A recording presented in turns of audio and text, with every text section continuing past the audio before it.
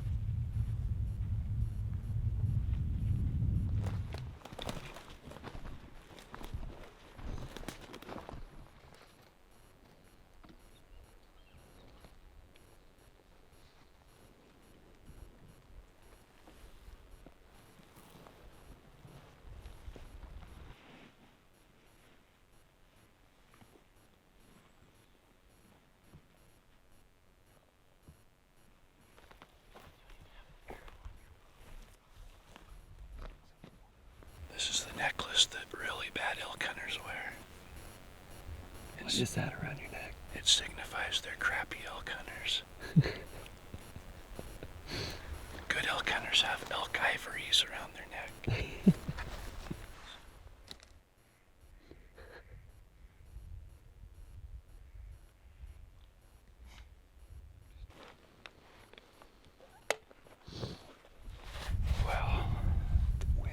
of settling down. We've just been moving a little bit as the wind slows. Get to a higher spot, get closer to that wallow. We're gonna move up on top now, see what the wind's doing up there so we can figure out which direction to go from there. Works for me. Did you say this wind blows? This wind definitely blows. Yeah, it's just been tough. No bugles. The wind was really, last night, ripping good, and then this morning, good wind, like strong wind, swirling all over, so makes it tough. Just need a bugle. Just get one bugle. We know they're up in this basin. Yeah. It's a matter of getting the wind good, getting in close, getting close enough. I was sitting over there thinking back in high school. There was a set of identical twins. It was my calculus semester final. And I got seated in between them.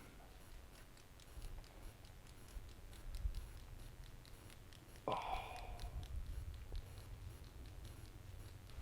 It was so hard to differentiate between them.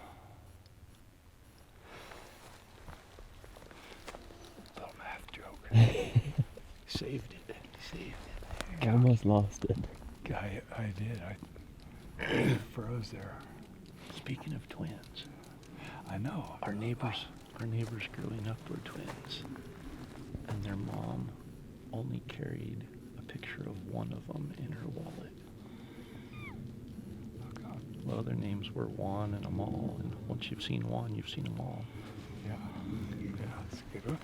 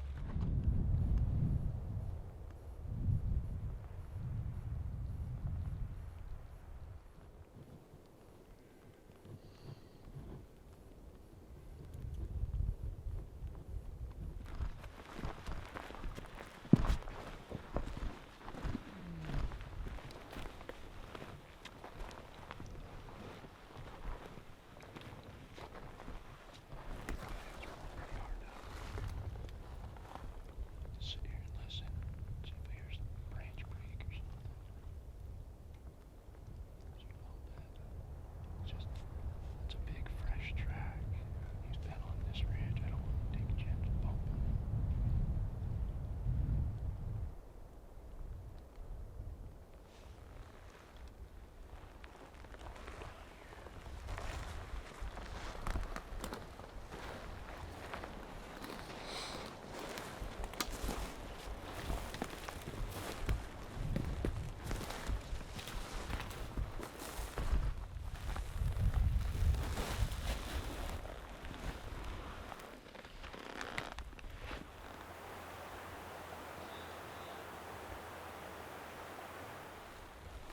We've been taking our sits in smaller chunks today. It's been sitting here about 2 hours. Move up the ridge a few hundred yards and sit there a little bit. Creep our way up above the base, and the thermals have been really consistent pulling up this afternoon, so get up above, and when they start moving, we hopefully be in position, able to capitalize. At least know where to go. It'll be downhill when we go instead of up. I think you said we'll at least know where to go. You said we have nowhere to go.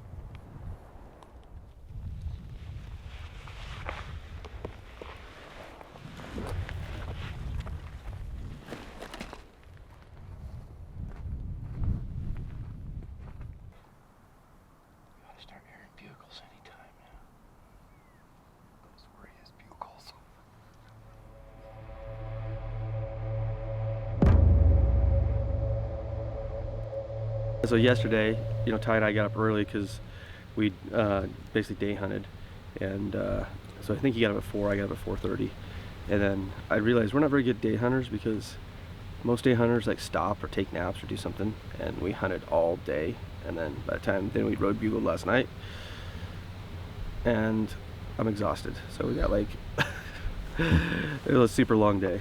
Yeah. So now we're day 6. Day 6. Day 6. So we're gonna go try to see if we can get one to bugle. I'm not exhausted at all. Yeah. I feel great. I actually woke up at 5 and sat in there and organized my crap. Is that what you're doing? Drinking coffee, organizing, because of course I didn't have anything really ready to go. That's so weird. But weird. So hopefully we can get the sucker to road bugle, or we go back to plan A, right? Because we're currently going to see if plan B is going to happen. Yeah, let's do it. Okay. All right. If plan B happens, I got to stop. Don't let me forget to stop and get my backpack And your bow? and my bow. Okay. That might be important today. Yes.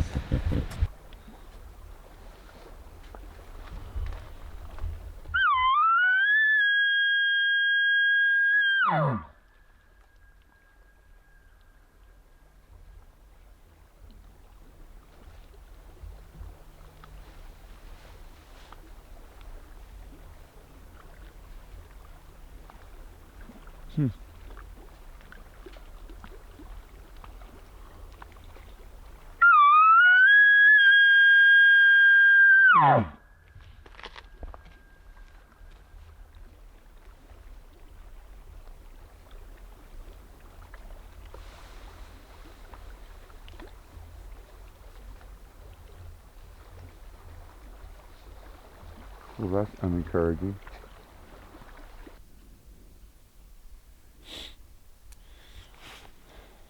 Must not be any elk right here.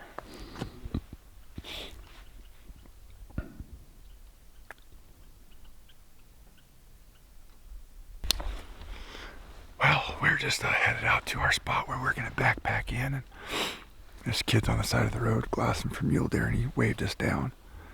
And he just told us there was a bull bugling somewhere here. He'd been here for the last 10 minutes, so we piped off, and sure enough, there's just a down in here. So I guess we're sticking to the old mantra of why drive by elk to find elk. So we're gonna see if we can make something happen on this bull. Gotta finish my coffee. I don't know how to do this kind of hunting. Let me show you. Okay. You're doing it right. All right, coffee. Finishing the coffees first. I don't know what Tyler's still doing over there. Yeah, I don't know what he does back there.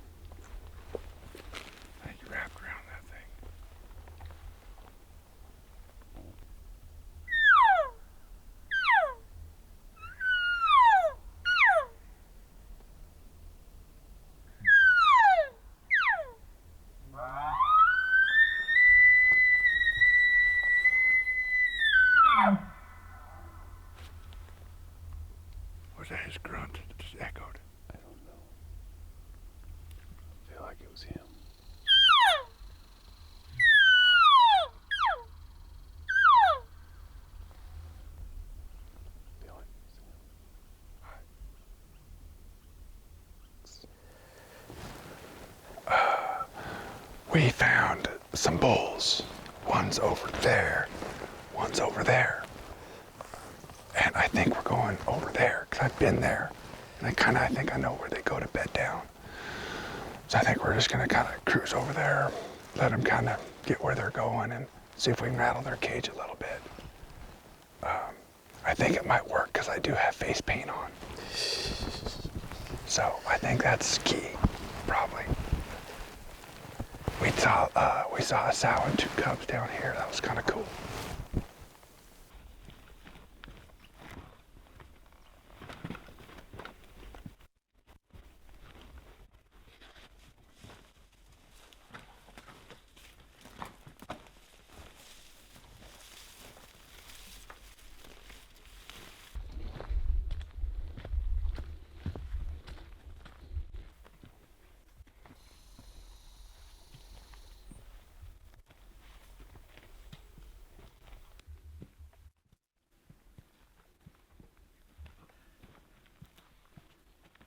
We're just kind of easing in on where we think this bull went.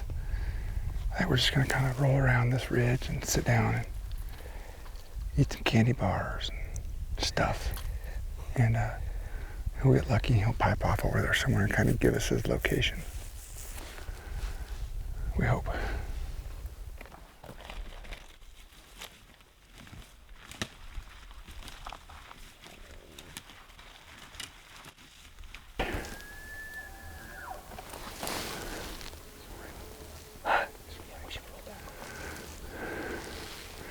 Might be on the other side.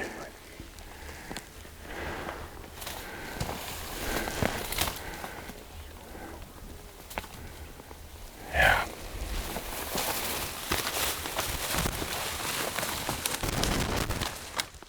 Bulls just bugled below us or on the other side, so we gotta readjust, try to get the wind right.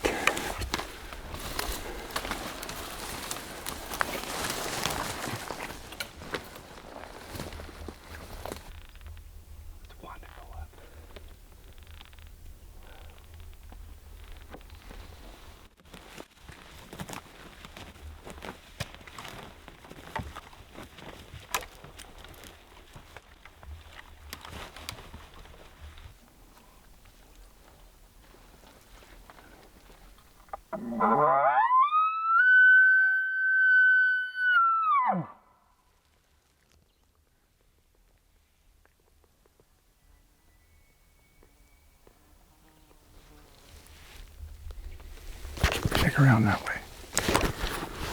Let's go down the ridge. I mean off the side of the ridge, and he sounds far away, or in the very bottom. I don't think he's that far away. I think he's just kind of around that corner there.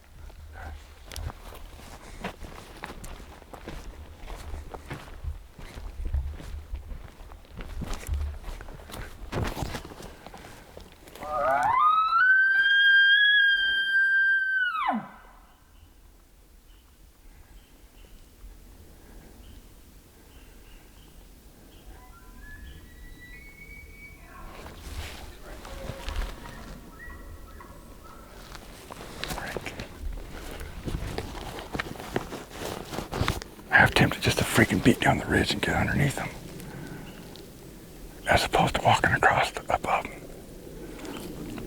Yeah, there's a good chance some cows putting us in him. Yeah, 100%. Our wind ain't great right now. What's that? I saw some cow and calf tracks. I think these might be their tracks right here. I mean, I'd feel good if the wind was like that way, you know, and it kind of seems like this. You know, he's not going anywhere. Maybe we wait for it to settle down. Yeah, it looks like it's going down to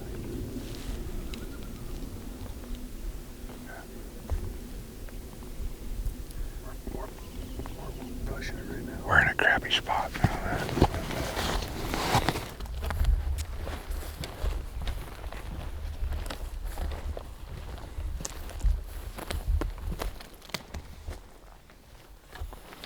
I think our two options are beat down this ridge, get underneath, and then if he climbs, freaking chase him, and hopefully we can beat the wind going up. Or we sit and wait and just see if maybe he'll I don't think he's far away. It's a couple hundred yards. Right. Maybe we can pull him this way. Maybe. And if we're down, he comes above. But I think going that way on the side of the thing is like a no-go option. I think it's way he's still alive, because most guys pop over this and just go straight in there. This wind is going. Because I think once his cow is settled and he gets settled, we might be able to pull him back. What I'm wondering is if his settle is up here. Like he's jumping on one of these little ridges and going up all those beds, I remember. I can't see him bedding in the bottom of the creek.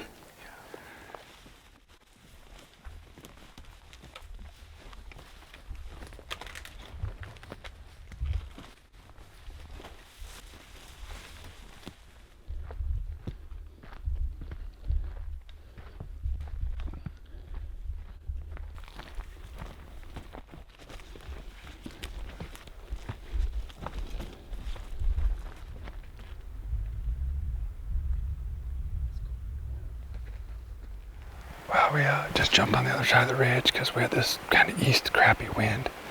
Jumped on the other side of the ridge, dropped, I don't know, 750 feet maybe. Trying to get low, and we just bugled. And we can't tell where he's at. It's just like this rocky, deep canyon, and just everything echoes back and forth, so we have no idea where he is. We just know there's an elk bugling that direction. Yeah.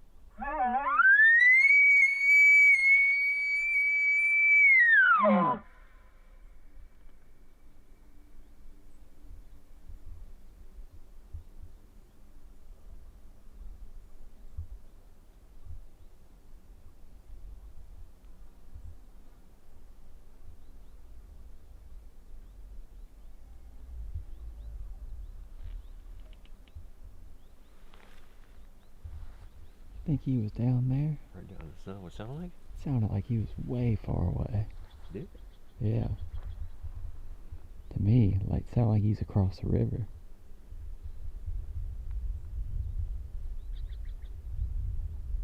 There's only that little tiny patch right there across the river.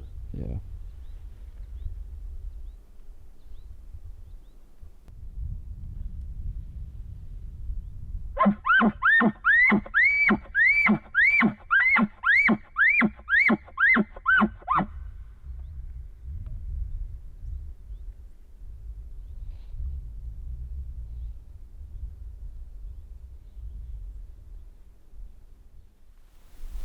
Took him long enough. Well, unfortunately, he didn't hear that response because Roy turned the camera off, and I just kind of threw out one last little locator bugle, and straight across from us over there, we got a pretty aggressive little response. So we're gonna swing around and pay this guy a visit.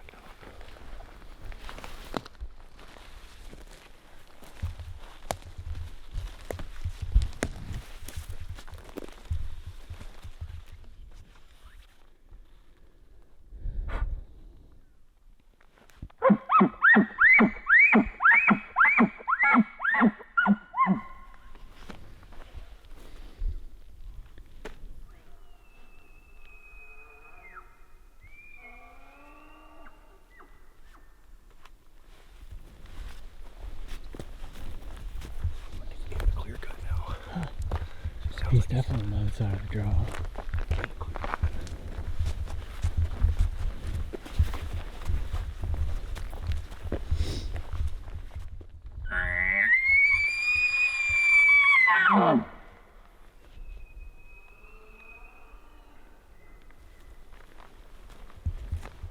He's in the clear cut.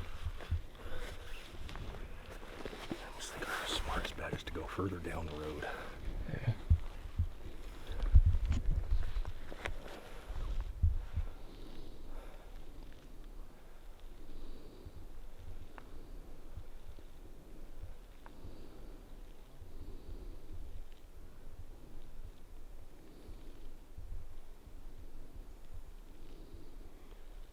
He has to be just in that patch off the bottom of the clear cut.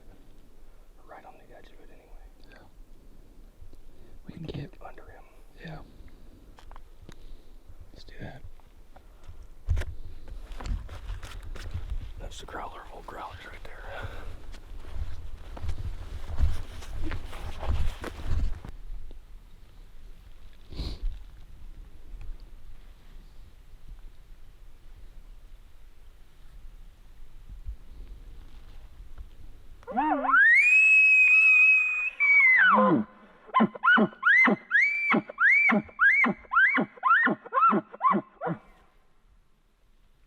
He's fired back at me.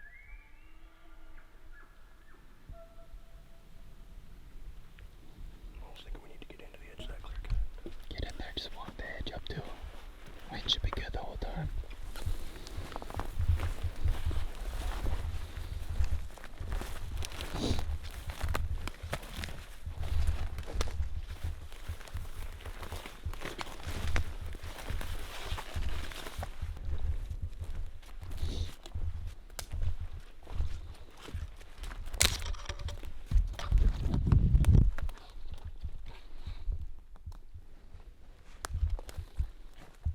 Staked up.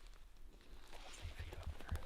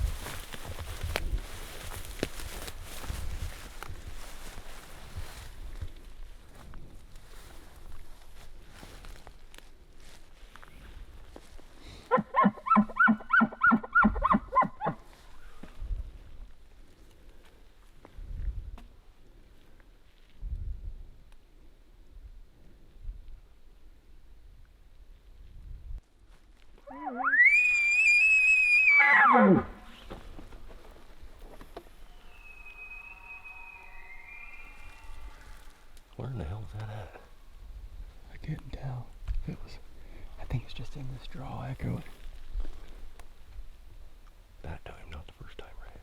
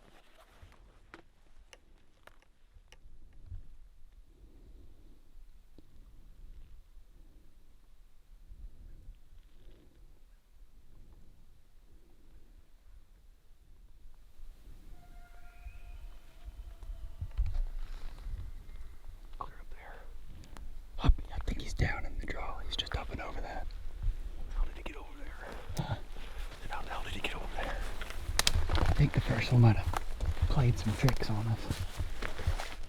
What? Nothing. I'm pretty sure he was right here, but that doesn't mean he's not. That's what it sounded like.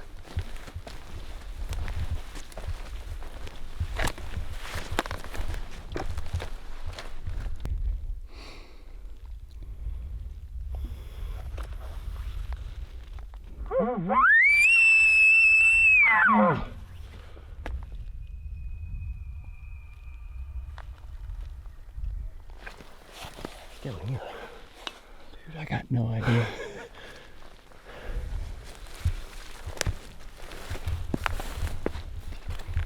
I think he is. There's elk right there. There's a bull. There's another bull.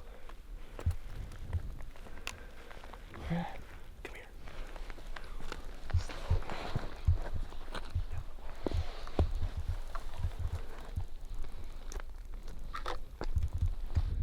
right in the middle of the road.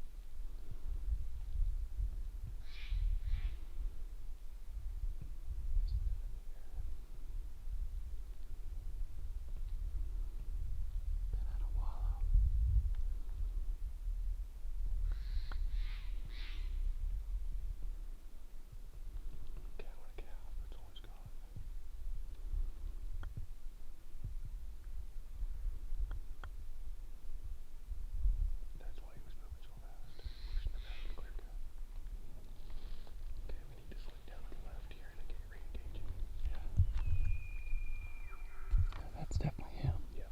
Just an echo in here was throwing us off. Yeah, he was right here. No, he's a nice bull. He's all trashy. He's pretty heavy on one side for sure. He's not a monster, but he's got a bugle on him, that's for sure. A cow and a calf, though, that's what's really weird. I don't get it. So he might be really hard to pull away. Obviously, he hasn't committed to coming in yet. For whatever reason, so I don't know. But he pushed the cow and the calf out of the clear cut pretty good.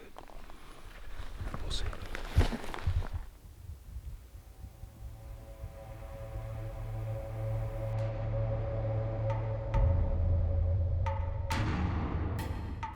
I mean, I think we're guessing, hoping he's still just in here somewhere. Oh, shoot. We're surrounded by grouse, and I don't want to use any more arrows.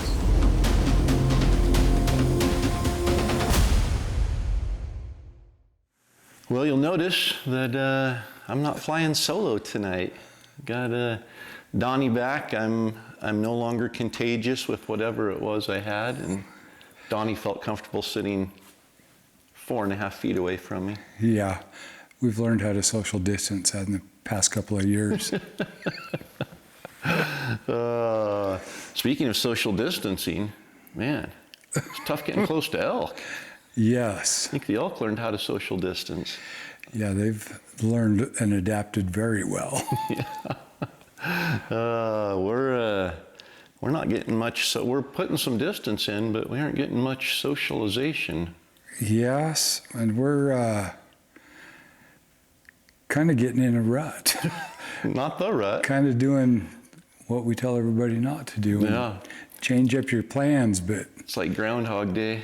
those are the only elk that we were seeing, so we try and keep going in after them. Just know that eventually they've got to start bugling. Yeah. I mean, that's what we're hoping for, is there's bulls there. If we keep going up there and just wait, and eventually one of them's going to pipe off and Yeah. give us an opportunity. But Meanwhile, we sit, and I mean, we get a lot of you have commented that, man, I'm like Cory and Donnie, I can't stand sitting, I got to be moving. And I mean, I've made fish traps, I've weaved more pine needles into hot mats and Caves. built the rock fire pit. And today it was so bad I had to build a necklace out of old elk poop. You make something out of your surroundings, and we were surrounded by elk poop. Old elk poop. Yes. No, you can tell. I mean, we'd sit for an hour and then get up and move and do some blind raking, blind calling. Just, you can tell we're getting desperate. Like, not desperation desperate, but we're more mobile. We're not as, before we were afraid to move too much and bump elk. Now we're taking a little bit more chance of moving, setting up, blind calling, raking. Nothing's there. We'll take a nap for a half hour and get up and move up the ridge another 400 yards. And that spot where we'd sat there before, and when we're on the other side of the hill, 2 miles away, we kept seeing elk over on that side. So no, they're around there somewhere. They had to have been going in and around there, and they maybe just knew that we were there and walked around the side and stayed out of our vision. We couldn't really hear anything. It was really windy that morning. Yep. Cold. Yeah, it was. For there, like 40. For early September, yeah. Getting up to 90 during the day, but man, it was a chilly 55 that morning. Yeah. Pure Elevation, they kind of, talking about, I think Tyler said something about, we had plan A and it didn't work out, so we went to plan B and it didn't work, so now we're back to plan A, which, fortunately they're staying more mobile and doing some road bugling, and came across a mule deer hunter that had heard an elk bugle. Yeah. So that's a stroke of good fortune. It seemed like Tyler was gone for a long time, and it was only one day. One day. Yeah. I think cameraman Ty is probably glad to have him back, so he doesn't have to rake and bugle and film. Yep. Yeah. No, I was going to say, it's funny seeing them doing their stretching before they left the truck, doing the old person calisthenics. Yeah. Cory always gets on me about spelling stuff, and he throws words out like that and says, "Can you even spell that?" Can you spell calisthenics? No, I can't.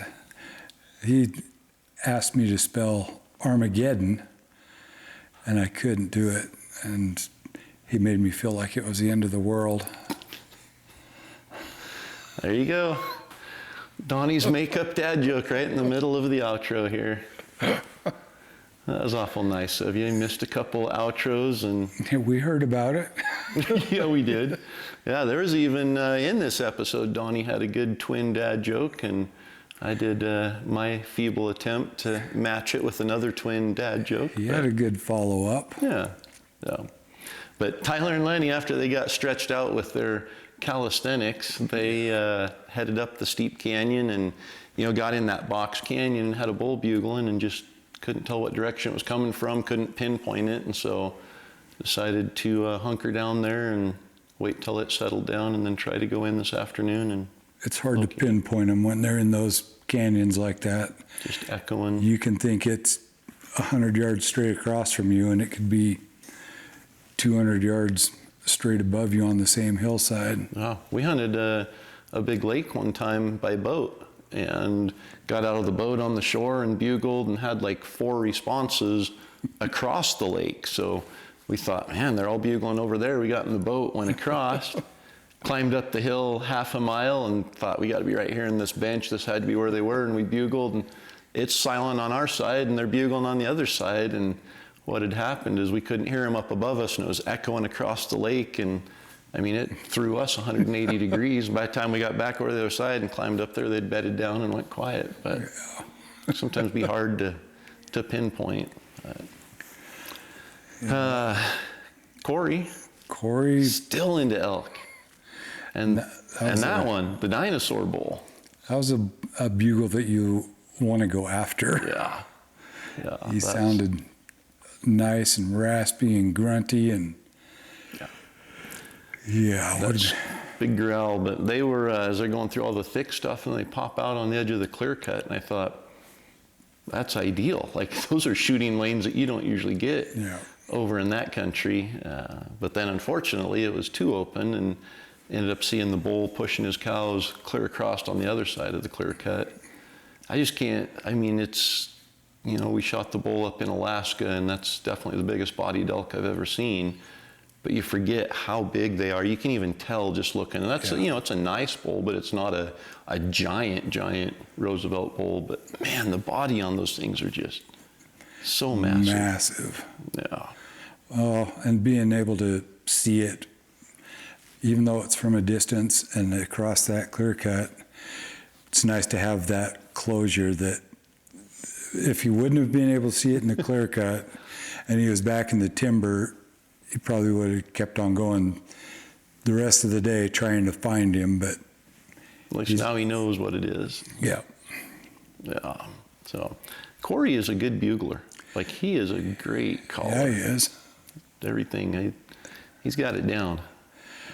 Yeah, he just needs to close that last distance. That is always a problem for, seems like that's one of the biggest questions that come in is, how do I get that last 100 yards?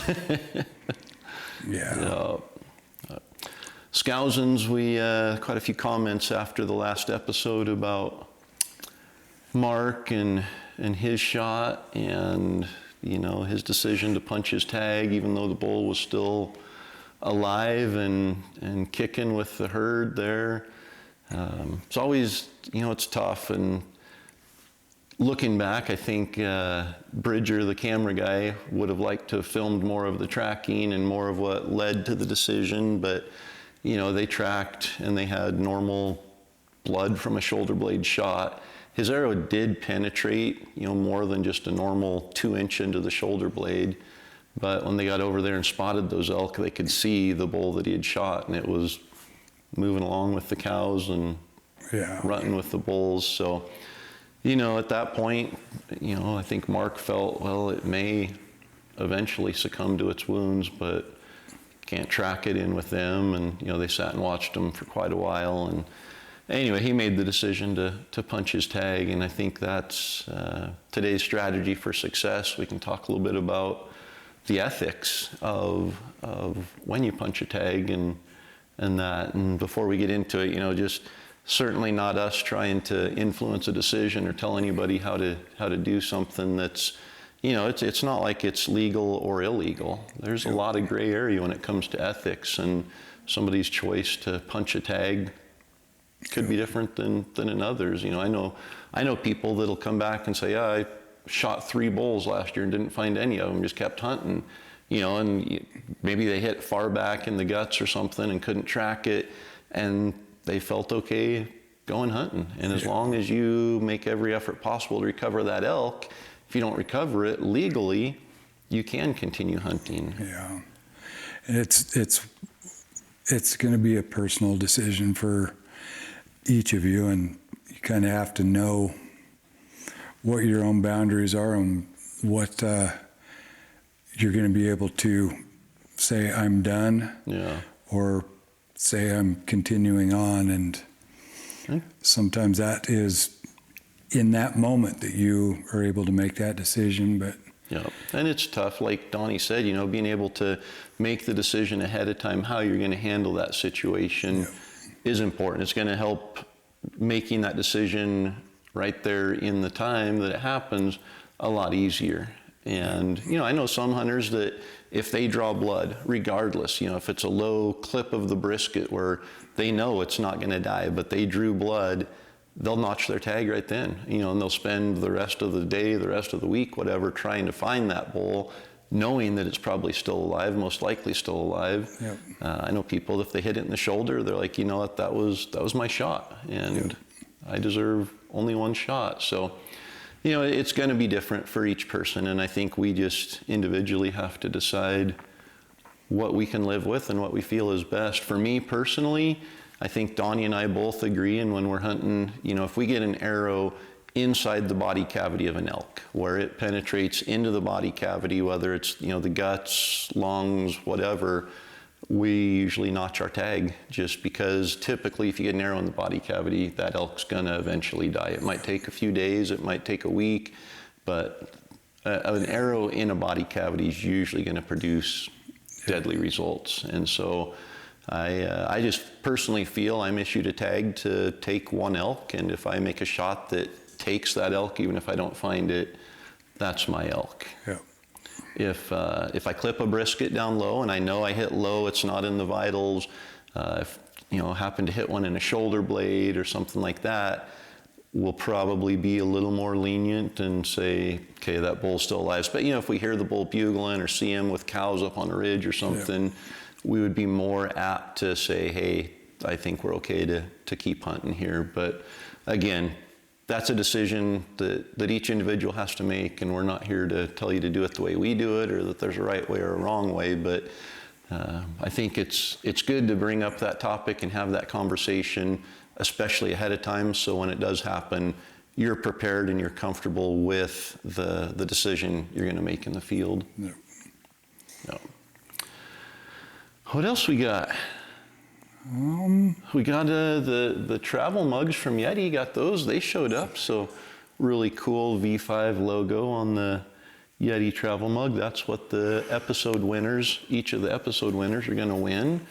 That, and then one of the Yonder bottles from Yeti. So we've got that, and we've got the Tub of Bull Rush. Today we've got the Stormcastle Gator from Peaks. Yep. So got the Peaks Gator, and man, I can't say enough good things about, I was gonna say the Gator, but everything Peaks makes. Yep. Just trekking poles, the headlamps. They just launched the TP, which I don't know if they just about sold out at Hunt Expo in Utah on that thing. So they are, I'm told that they're working on a nest for me. Yep. And that'll be available at some point in the future as an add-on option for the TP. So Yep. I'm And then- excited for that. And a few more other products in the not too distant future. Yeah, an exciting product, products that gear that's needed for an elk hunter. Yeah. Yeah.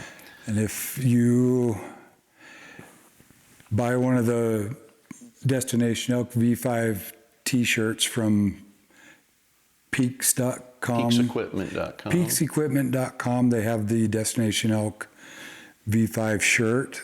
And when you buy that shirt, you are entered into a contest. The winner of that is going to get everything that Peaks has already made and everything that they produce in the future. Yeah, so those two new products that I know of that are coming out in the next 12 months or so, Yeah. those will be on the list, the TP, the trekking poles, the headlamp, everything they have currently. So the lifetime giveaway from Peaks, pretty awesome giveaway. Yep. Like Donnie said, just go to peaksequipment.com, purchase the t-shirt there, and that's your entry into that giveaway. For the Destination Elk mug, the Yonder bottle, the Mountain Ops Bull Rush, the Stormcastle Gators, the Rocky Mountain Elk Foundation membership, that package, for this episode, all you have to do is comment down below. So no real heavy lifting required there. Just leave a comment down below and you're automatically entered. Yep. Anything else that we're... We've had some people Yeah, I'm glad you remembered leaving it. comments wondering how many episodes there's going to be. Some people What days do the episodes come out? aren't realizing the days. Yeah. And so we've said it before, but not too many times.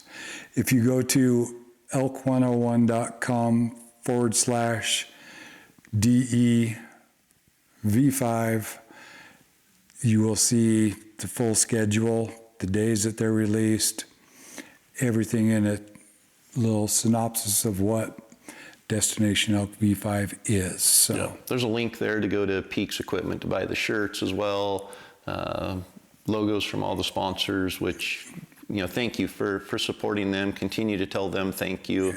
for being a part of Destination Elk. But while you're at elk101.com, on the homepage down at the bottom, just go sign up for the email list. There's a ton of stuff that we do that doesn't make it on YouTube. So if you're just a subscriber on YouTube, you'll see Destination Elk, you'll see some of the other projects we do, but there's a ton of stuff that we do that doesn't make it to YouTube that we try to communicate through emails or social media and other ways. So if, for instance, the schedule for Destination Elk V5 got emailed out, with the link back to the landing page there. So a lot of stuff there. So while you're at Elk 101, just click on the, down at the bottom, sign up to be a part of the email list, and we'll, hopefully that'll help keep us in better communication with you. We won't spam you, and we don't send out a bunch of junk stuff. You're lucky to hear from us more than once or twice a month, and it's usually because there's something really cool happening. But Yeah.